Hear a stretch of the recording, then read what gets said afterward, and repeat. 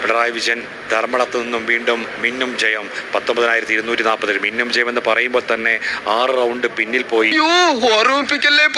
നേതാവ് VP അബ്ദുൾ റഷീദൻ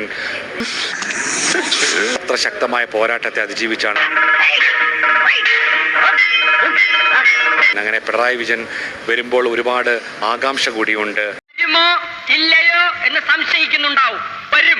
വരില്ലേ? Pinarayi Vijayan G. സുധാകരനെ അഭിവാദ്യം ചെയ്യുമോ? 16ാം കേരള നിയമസഭയിലെ ഏറ്റവും പ്രായം കൂടിയ അംഗം എന്നുള്ളതും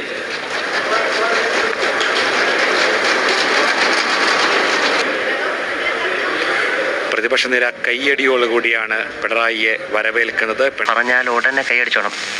പിണറായി സത്യപ്രതിജ്ഞ ചെയ്യുന്നു. എത്ര പെട്ടെന്നാണ് റോൾ മാറുന്നത്.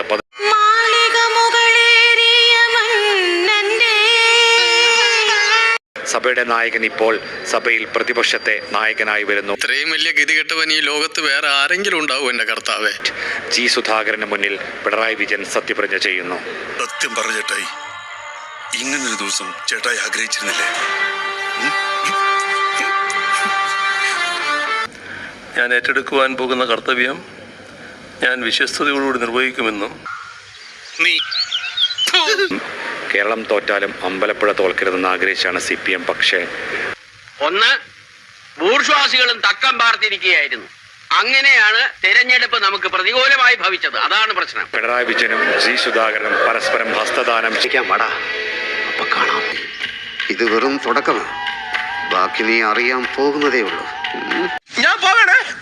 എല്ലാരും കൈവച്ചല്ലോ. ഇനി ആർക്കും പരാതിയില്ലല്ലോ.